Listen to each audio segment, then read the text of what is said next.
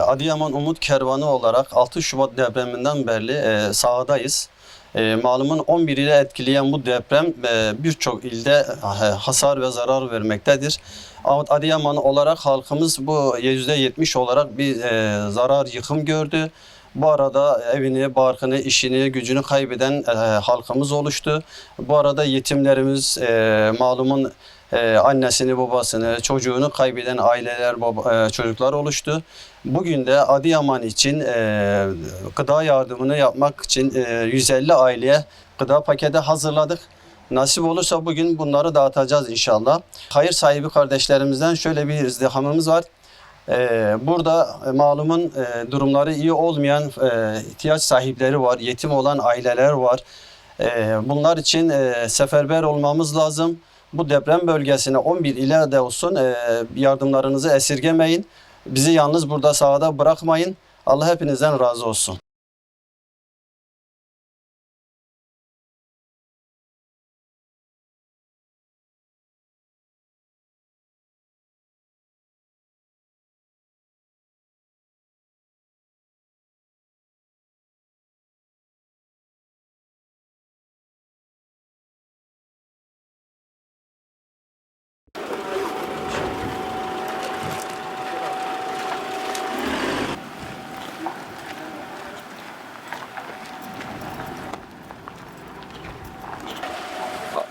Selam Süleyman.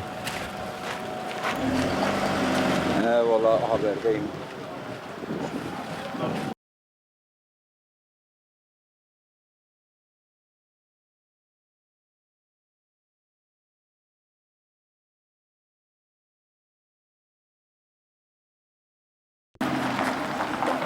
Kolay gelsin hocam.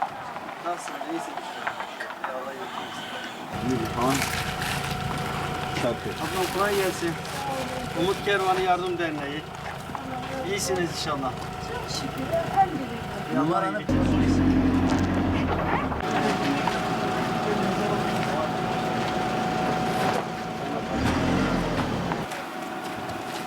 kolay gelsin. Umut Kervanı Yardım Derneği. İyisiniz. Umut Kervanı. Hocam kolay gelsin.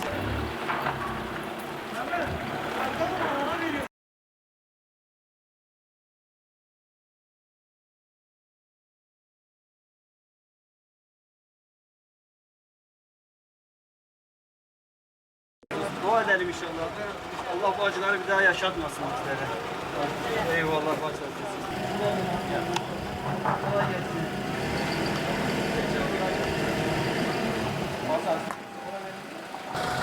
Selamünaleyküm. Umut Kervanı Yardım Derneği. Fark etmez. Fark etmez. Yap abi.